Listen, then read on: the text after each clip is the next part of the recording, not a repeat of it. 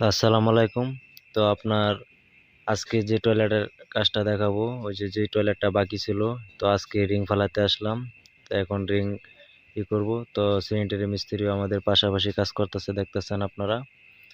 তো আজকে গাঁথা খুঁড়তেছি, এখানে রিং ফালাবো, যেহেতু টয়লেটের লাইনটা দিব এখানে, তাই এখানে 6টা রিং বসাবো আমরা। তো এখন এটা গাঁথা করতেছি।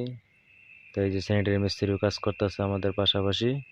এই যে দেখেন জয়েন দিতেছে পাইপ। এখন স্যানিটারি মিস্ত্রির কাজ শেষ হলে আমরা প্লাস্টারটা করব নিচে, দাইটুকু বাকি ছিল। তো দেখতে থাকেন।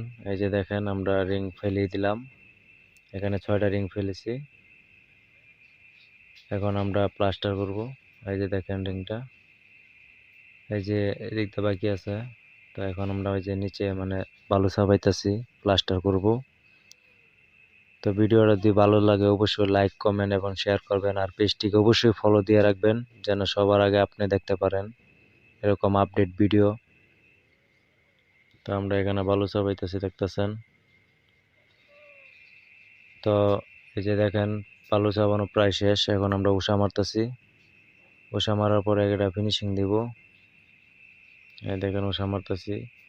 তো আমাদের পাশাপাশি স্যানিটারি মিস্ত্রিও আছে আমাদের পাশে, ওরা ওদিক দিয়ে কাজ করতেছে, আমরা এদিক দিয়ে কাজ করতেছি, মানে ইমার্জেন্সি কাজটা করে দেওয়া লাগে।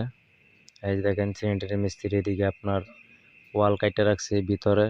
এই যে অর্ধেক পাইপ কাজ করছে, এই যে এখানে আছে, সে মাপ জুপ দিয়ে এগুলা কাটতেছে। কাটার পরে পাইপগুলা ওয়ালের মধ্যে সেট করবে, আর ওয়ালগুলা গ্রুপ কেটে নিছে।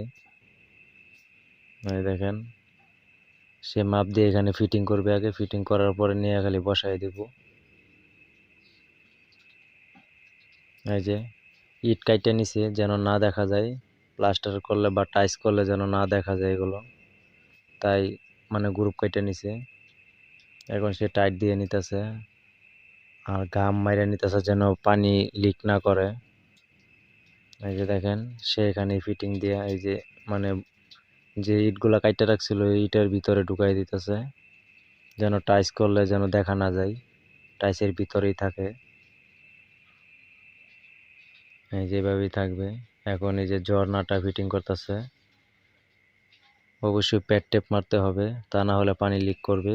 প্যাড টেপের পাশাপাশি আপনার গাম ইউজ করা লাগবে, তাহলে কখনো আপনার পানি লিক হওয়ার সম্ভাবনা নাই। এই যে গাম লাগায় এখন ঝর্ণাটা ফিটিং করবে এইভাবে। আর ইটের ভিতরে দেওয়ার